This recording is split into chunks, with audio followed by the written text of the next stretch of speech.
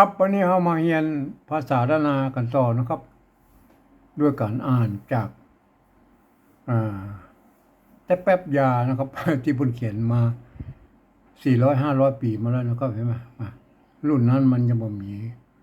ไม่เหยาะไม่ขอจ้างด้วยนะครับ ก็คือไม่เอกไม่โทนะ อันมันรุ่นหลังอันอ่า ลักศิลาจะลึกวัดจังกำน้อยเดียวนะครับเห็นไหมก็สงสัยก็รุ่นเดียวกันนะครับเห็นไหมเพราะว่าเห็นไหมลักศิลาจารึกของจังกำหาปกรณ์แล้วครับเห็นไหมจังกำเมืองน่านเห็นไหมอันเนี้ยเพิ่นสลักไว้เมื่อปี2092นะครับประมาณ500 ปีมาเนี่ยที่ผ่านมาเนี่ยนะครับเห็นไหมอันรุ่นเนี้ยมันเป็นภาษาล้านนาที่อ่านเป็นที่แรกเลยนะครับเห็นไหมมันมีอันเลิกเด็กไปกว่านี้แล้วครับมันบ่มีแล้วเห็นไหม แม่ท่านอย่างนั้นนะครับไก่เห็นไหมเสวยเห็นไหมพญาอย่างเงี้ยนะอันสัมภาระไม่อย่างเงี้ยมันผสมกันไปนะครับภาษาบาลีกับภาษาอันภาษาภาษาชาวบ้านและภาษาบาลีผสมกันไปนะครับเห็นไหมโอเคนะครับอันเนี้ยมันเป็นภาษาถือว่าเป็นเก้าเง่าของภาษาล้านนาแล้วนะครับเห็นไหมมันมีหลักฐานอย่างนั้นครับหาไปดูก่อนอันนี้ต่อมาก็อันชาวบ้านพวกเขามาเขียนเป็นตำหายาเนาะครับเห็นไหมตำหายาแต่แป๊บยานะแต่แป๊บยาน้อยๆนะเห็นไหมรุ่นนี้มันยังบอกนี้โทษทีรุ่นนี้มันยังไม่มีไม่เยาะไม่ขอจ้างนะครับก็อ่านไปตามนั้นเห็นไหมก็โดยที่ว่าอักษรสูงก็อ่านได้3 เสียงนะครับก็อักษรสูงก็อ่านได้เสียงจัตวาเสียงเอกเสียงโทเมืองหรือโทยวนหรือโทพิเศษใช่ไหมอักษรต่ำก็อ่านได้3 เสียงนะครับเห็นไหมเสียงสามัญนะครับเสียงโทไทยเสียงโทปกตินะโทไทยแล้วก็เสียงตีมาก็เนี่ยไหมมันมีอันเนี่ยอย่างเนี่ยกอกหลวง3 ใบ ใบเนี่ยใบใบใบขาใช่ไหมใบขาก็ว่าใบขาใบขารูปเนื้อคิงลงแล้วใช่ไหมลงแล้วลงแลหักแขว้งขาหักแขว้งขาอย่างไขว้อย่างนี้ก็มาโอเคนะครับก็อันนี้ที่เราจะอ่านมานี่นะเห็นไหมอันรุ่นใน400-500 ปีมันเป็นยังไงรุ่น200 ปีลงมาเนี่ยไหมฝรั่งมาเข้ามาในล้านนาเฮาเนี่ยมาก้าไม้นะครับเห็นไหมบริษัทบอร์นิวบริษัทเบอร์มาอย่างมุนะหลายอย่างนะนี่เข้ามาไหนมาเป็นบริษัทก้าไม้พวกก็จะต้องมาทำสัญญากับเจ้าหลวงเชียงใหม่ลำปางแป้นั่นเราก็เห็นไหมบอกว่าภาคเหนือเขาเนี่ยเมื่อมันทำสัญญาเรียบร้อยแล้วมันจะต้องอย่างว่าเจ้าสัญญาเป็นภาษาอังกฤษก็คนเมืองเขาจะไปอ่านภาษาอังกฤษเป็นนั่นรุ่นนั้นไหนมาครับก็มันก็จำเป็นจะต้องเอาใจภาษาละนาเอาพวกก็เรียนภาษาละนามาแล้วครับก็เสร็จแล้วพวกก็มาแกะเป็นอันแท่นพิมพ์นะครับเห็นไหมเป็นลายพิมพ์แท่นพิมพ์เห็นไหมพิมพ์เป็นไปสัญญาไปแปลงสัญญาไปส่วนหนึ่งอันส่วนใหญ่ก็มาแปลงอันเป็นพิมพ์ใบวรรณกรรมต่างๆของละนานะก็เป็นข้าวเป็นจ้อยเป็นซ้ออย่างไม่ได้นะก็ว่าไปนะไก่มาโอเคนะครับรุ่นนี้มันเริ่มมีไม่เอกไม่โทมาแล้วนะไก่มาเอาขยายบอลหน่อยไม่เยาะไม่ก่อจ้างเห็นไหมเห็นไหมม่อนค่าเห็นไหมไม่เยาะเห็นไหมอันนี้ไม่ก่อจ้างซัดนะไม่ซัดนั่นแหละซัด2 ซัดนั่นแหละซัดที่2ก็ไม่ก่อจ้างถ้ามันมีอันเดียวอย่างนี้ก็โอเคก็เป็นม่อนค่าเนี่ยส้มเห็นไหมส้มเห็นไหมไม่โกงเห็นไหมอันไม่ซัดนะไม่ซัดก็คือไม่ขอจังละส้มเห็นไหมอย่างเงี้ยนะครับเห็นไหมโอเคนะครับดูดิอันนี้คือรุ่นนั้นเมื่ออัน100 ปีที่แล้วนะครับวันนี้เราจะมาอ่านอันรุ่นแต่แป๊บยาที่เปียกก่อนตะกี้นะโอเคนะครับเอามาอ่านแล้วเริ่มอ่านแล้วนะครับเห็นไหมเนี่ยมาเอาแล้วเริ่มอ่านแล้วนะครับเห็นไหม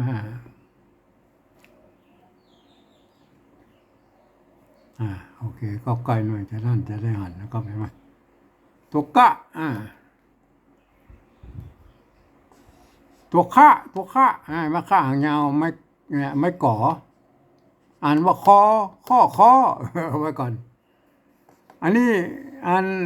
ไม่ก่อนะไม่ก่ออย่างเงี้ยมันมีตัวสะกดแล้วเห็นไหมเนี่ยเป็นนอนะแล้วมีตัวสะกดปกติตัดไม่กังมนนี่ออกเห็นไหมก็อ่านได้สามเสียงก็น้องเห็นไหมน้องเสียงสมัญน้องเสียงโทไทยน้องเสียงตีไหมน้องอ่าคอน้องคอน้องเออคอน้องคอน้องคอน้องนี่มีก็คอคอน้องมันบ่มีคอน้องคอน้องละมีคอน้องละคันเป็นยาแล้วมันเอาคอกับน้องมันปวดก็ว่าอย่างใดกับหมูนะมันคูนี่เหรอเนี่ยตัวข้าไม่กูคูอ่านว่าคูแล้วก็คูค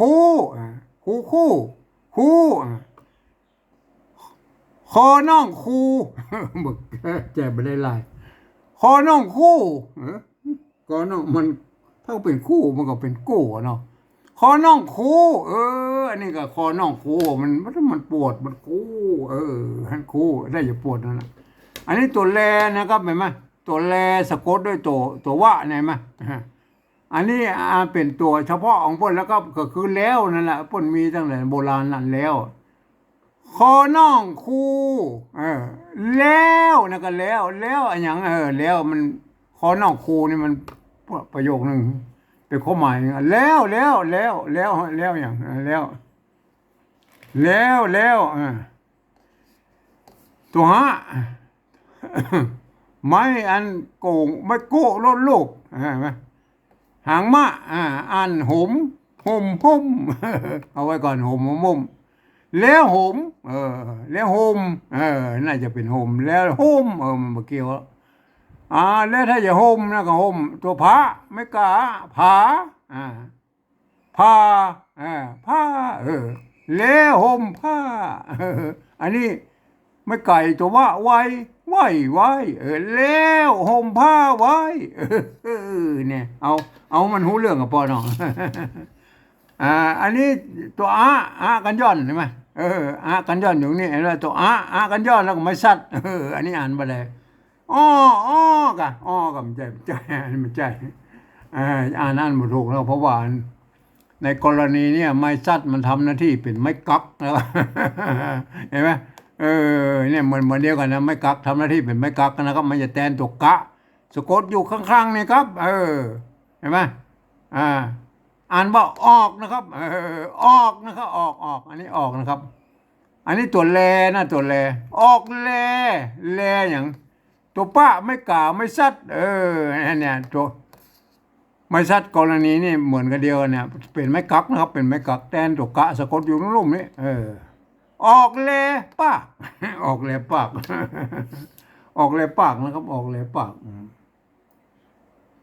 ออกเลยปากอันนี้มันแวกอย่างนี้มันก็ไม่กล้าก็ไม่ใช่เล็กนึ่งนะครับเล็กนึ่งปากนึ่งนะครับปากนึ่ง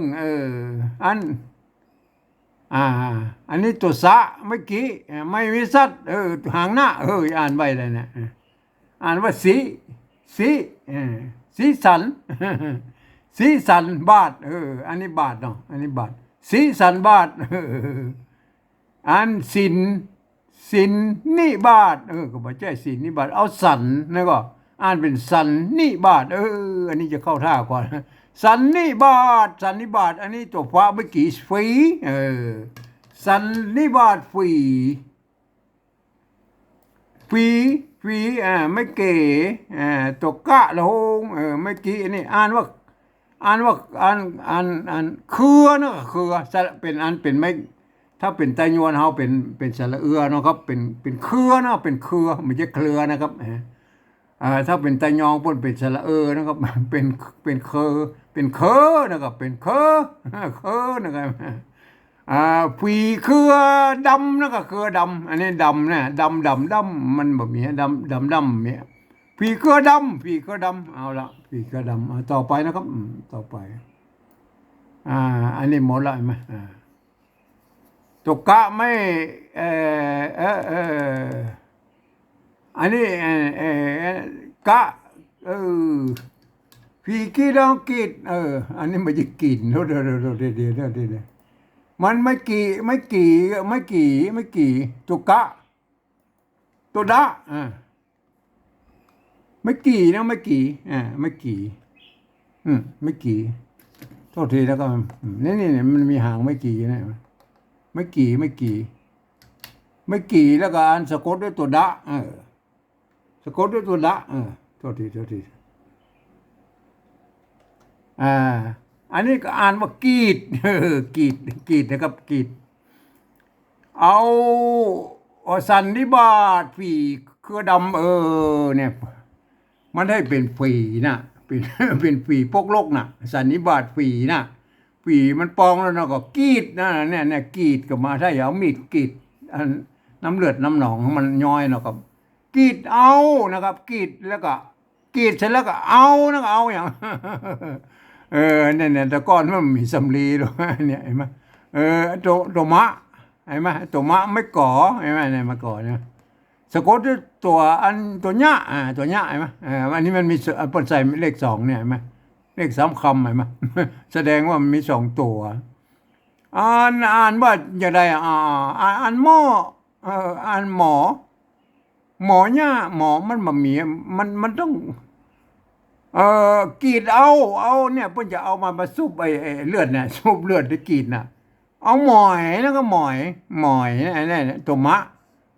ไม่ก่อสะกดตัวเนี้ยอ่านว่าหมอยแล้วก็อ่านตัวหะตัวหะก็ตัวญะนี่ก็เป็นตัวญะตัวญะตัวญะไม่กะอ่านว่าหญาหมอยญะเอาหมอยญะมั้ยเพิ่นจะเอาหมอหญ้าก่อนเครือหญ้าเนี่ยมันเป็นอันขึ้นเป็นนั่นน่ะเอามาแทนสำลีก็ไว้ได้หมู่กรีดมันกรีดมันจะกินนะครับกรีดตัวเดี๋ยวไปแก้แล้วเอาละเอาไปอ่านแล้วก็มาอ่านแล้วก็นี่แก้นี่หน่อยเอาละเอาไปอ่านไปอ่านแปลเป็นภาษาละนาแล้วนะก็เห็นไหมเป็นภาษาอันเจ้าบ้านละนาสำเนียงของอันไต้หวันละนานะครับเห็นไหมอ่านแล้วมันจะได้สำเนียงของไต้หวันละนาเลยนะก็เห็นไหมคอน่องคอน่องคู่คอน่องคู่อันนี้ถ้าจะอันเป็นช่วงหนึ่งแล้วก็แล้วห่มนะขอน้องกูแล้วห่มผ้าแล้วห่มผ้าขอน้องกูแล้วห่มผ้านะก็ห่มผ้าไว้ออกเลปากออกเลปาก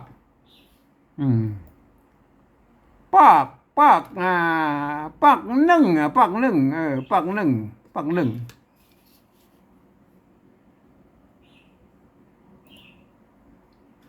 ปากนึ่งเนี่ยปากนึ่งนะครับปากนึ่งอันนี้สันนิบาตสันนิบาตฝีเครือสันนิบาตฝีเครือดำเห็นไหมมันได้จำจุ่มบุมเนาะสวัสดีฝีเครือดำแล้วก็กรีดนะครับถ้าอยากมีดกรีดเอาอย่างกรีดซะอย่างกรีดเอานะครับกรีดแล้วก็เอาหมอยหญ้า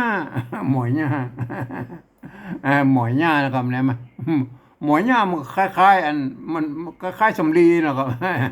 เอาไว้แทนสำลีเนี่ยมันมีมาซับเลือดแล้วนะมาแทนสำลีเอากรีดเอาหมอยหญ้าโอเคแล้วก็เอาละอันก็มันหมดบรรทัดวันนี้นะครับก็อันก็รักการอ่านก็ที่ผมก็บอกไปแล้วนะครับเห็นไหมอันอักษรสูงนะครับคะอักษรสูงเนี่ยพันได้3เสียงนะครับก็คะจะชะละตะตะทะปะพะอย่างเงี้ยนี่เป็นอักษรสูงนะครับถ้าเสียงจัตวาเนี่ยนะครับอักษรสูงพันได้3เสียงนะครับพันได้เสียงเอกเสียงสามัญไปเจอ พันได้เสียงจัตวานะครับเสียงเอกแล้วก็เสียงโทเมืองนะโทเมืองกับโทยวนนะโทพิเศษอันเดียวกันไอ้มันอย่างผาไก่ไก่อย่างเงี้ยนะไก่มันเสียงโทอันเมืองนะโทเมืองโทยวนโทพิเศษนั่นเองใช่ไหมแล้วก็อักษรสูงนะครับอักษรต่ำโทษดีสลับกันไปเลยอันกะข้างะอย่างเงี้ยมันออกเสียงตีนะมากะข้างะโอเคนะครับอันนี้อันผ่านได้3เสียงนะครับก็คืออันเสียงสมัญหรือเสียงโทไทยอันแล้วก็เสียงอันแล้วก็เสียงตีนะก็ยังตัวงะนะครับเห็นไหมตัวงะงเห็นไหมตัวงะใส่อันไม่กางาเสียงสมัญใช่ไหมใส่ไม่ย่อออกไปมันมางานะครับมันง่าครับมันง่าเห็นไหมเสียงโทไทยนะก็โทไทยใส่ไม่ขอจ้างไว้แล้วก็งาเสียงตีไหมงาเห็นไหมเงี้ยมันจะผ่านกันได้เงี้ยเห็นไหมแต่อย่างว่านะครับ ลักษณะการผ่านนี่มันจะผิดจากอันสำเนียงของอันไตลื้อกับไตยองนะครับเพราะว่าเปิ้น